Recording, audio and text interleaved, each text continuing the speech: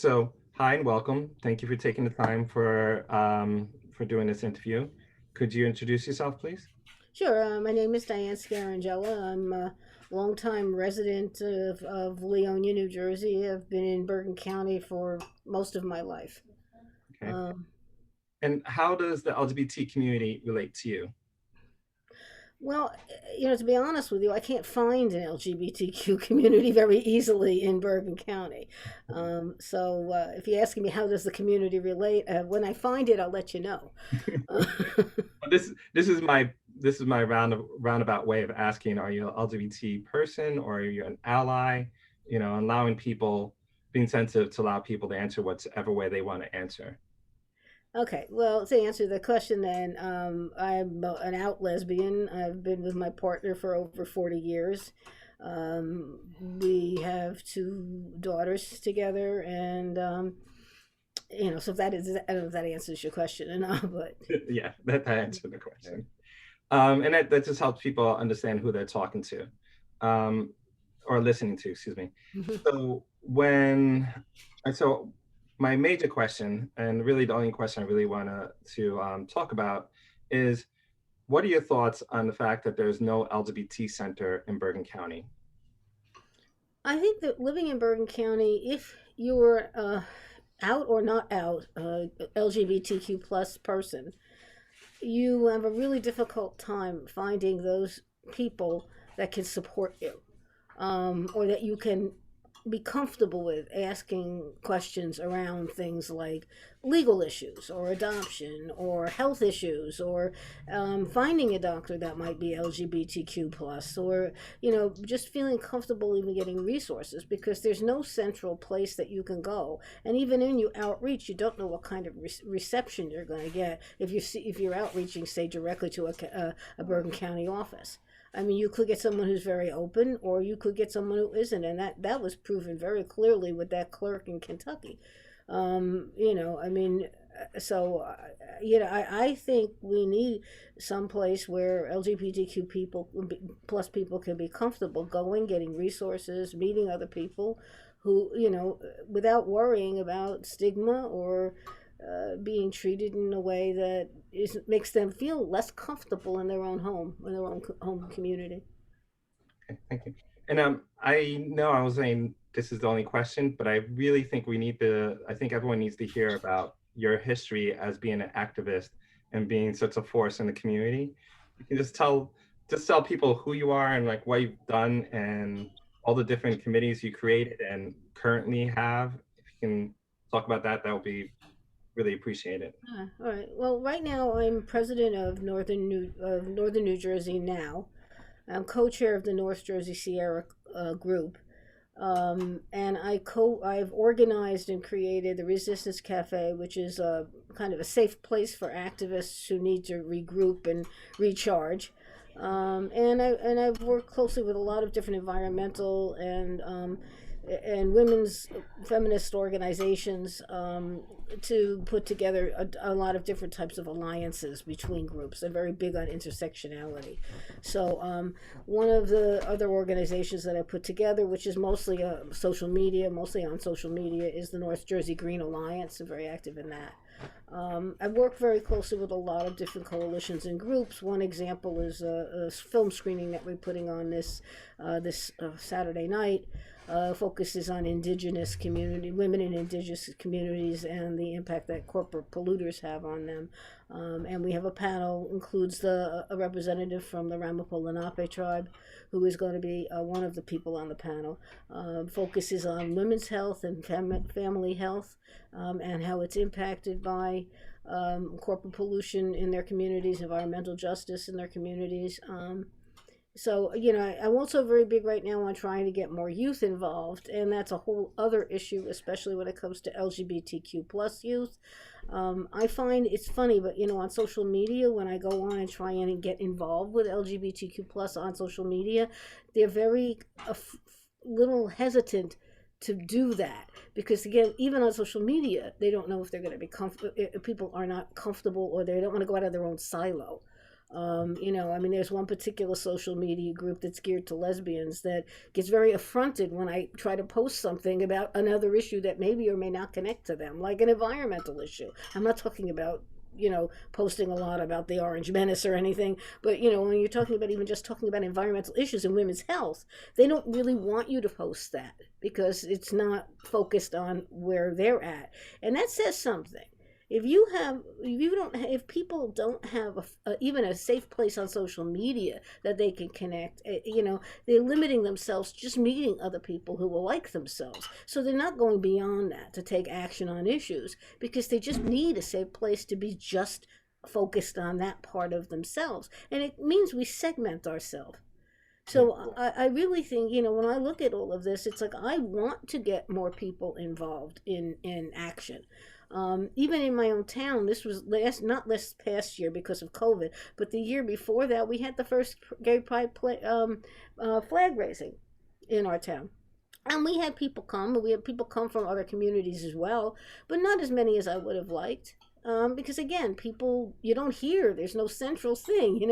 I mean, I've gone to one other town, maybe up in Glen Rock, and said, because they do it, Teaneck did theirs, no, not Teaneck, Englewood did a flag raising. So we go to them, and I put posters out and sent out flyers, handed out flyers. But I think if the county did its own flag raising, but it felt more political. We don't need more political that way. We need a welcoming place, a center with resources, with access to LGBT medical health professions, or mental health professionals, legal representatives, you name it, that can give us honest to God resources without worrying about whether we're going to be stigmatized or branded or labeled, just because we sought that assistance. So that's my take, and I think it's particularly critical for youth.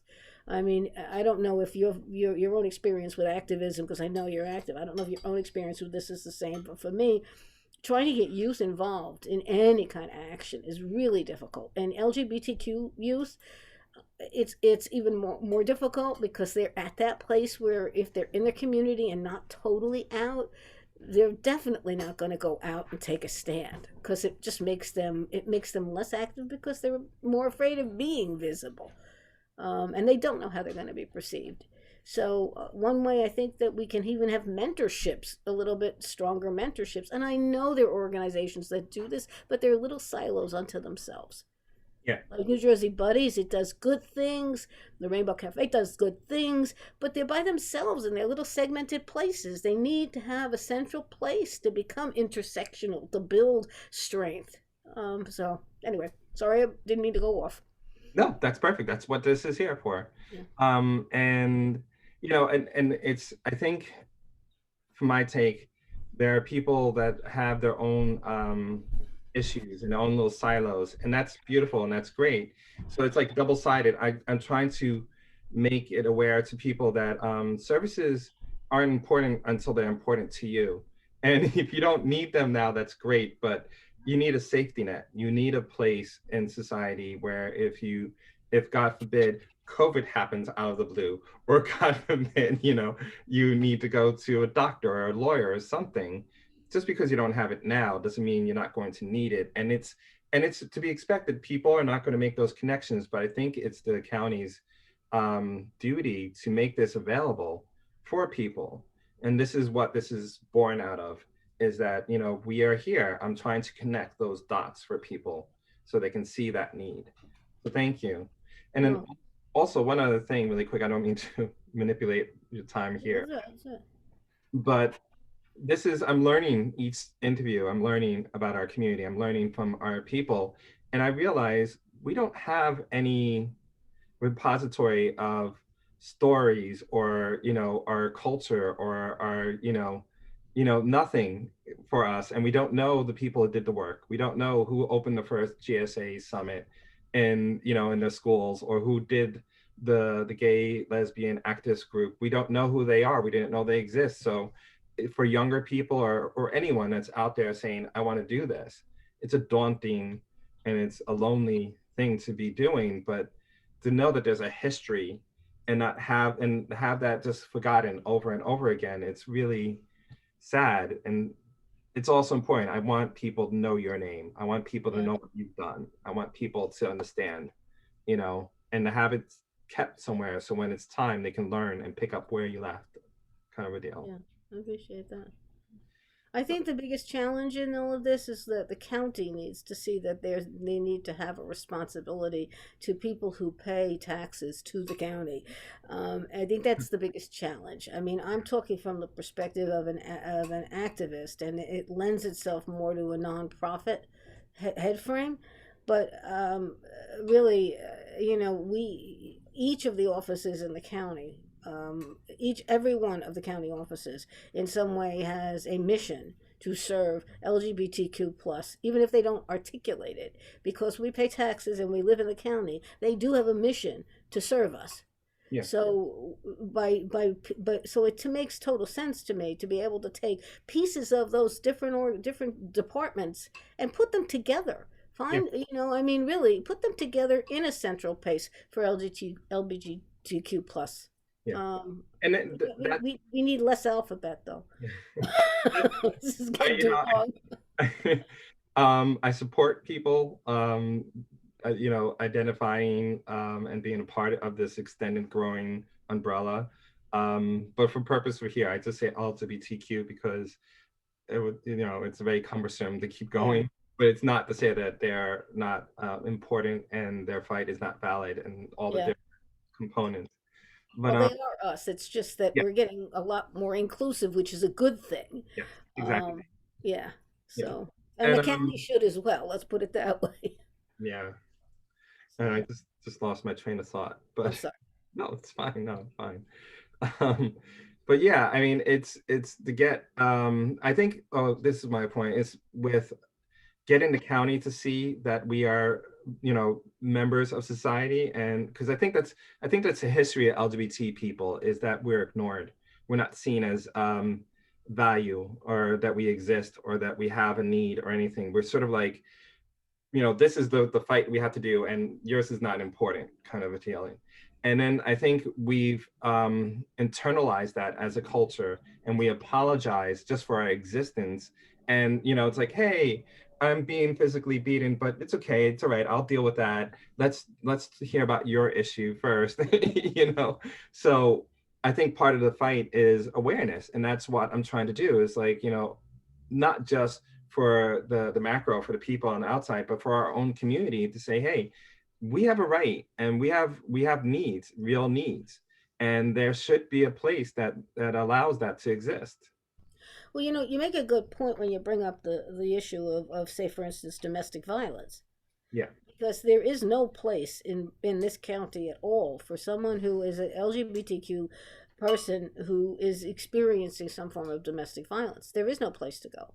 No place focuses on that, and there is no awareness of you have the right to demand assistance from somebody or to seek it. There's no place to even do that.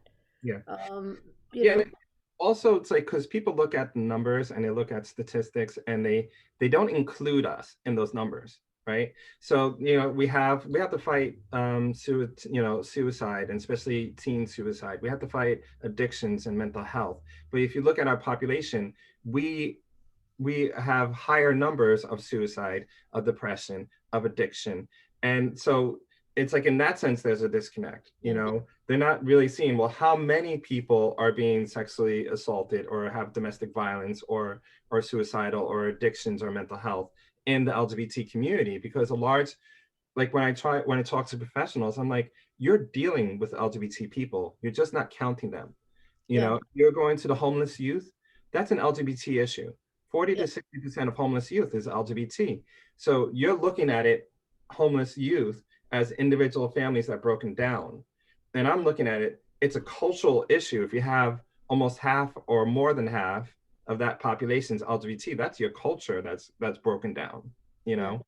So, I'm trying to raise awareness for people to make those connections, and to see, to start counting us, start seeing us, and so we can fix these ills of our community. It's just the whole community be better.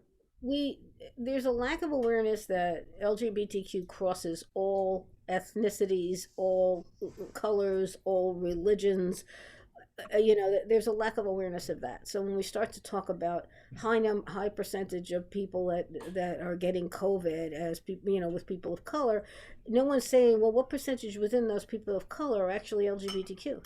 Yeah, When we talk about, I think it's a serious issue, yeah, to be undercounted that way. yeah, It also is very divisive yeah, because, I mean, we are all together in this, yeah. um, but someone needs to recognize us as a part of we. Yes, yes. And to because I'm always thinking who's going to be watching this, and I hear some family members who are not the sharpest tack, or friends who are not the sharpest tack, and they're like, well, what does it matter if it's LGBT and you have COVID, or it's like it's not like you're genetically different and it's impacting you. I think what people are missing is if you're not counting, you're not going to understand the bigger picture, and then also when we're talking about LGBT and having issues like this, there are a lot of people that are homeless that are LGBT Yeah. because of the breakdown. There's a lot of people that are, there's more people that are, struggling with money and housing and stuff because of living in a society that doesn't support you. People Starts at an early age. People don't think about LGBTQ people as being economically disadvantaged. See, Yes, that's part exactly. of a stereotype. When you do look at LGBTQ, whoever's representative on TV or social media, you're not seeing people who are disadvantaged. So Thank you're not looking at that, except within the case of street youth, in Yeah, which and that's not always done in a positive light. So I think we're talking about still, regardless of how far we supposedly have come, we're talking about still overcoming a lot of different stereotypes. yeah, and also the gap for LGBT people. There's a gap because while some people in a certain age are getting first kisses and hugs and stuff like that, there are kids that are being thrown out and trying to figure just how to get food and survive, and don't even have the education.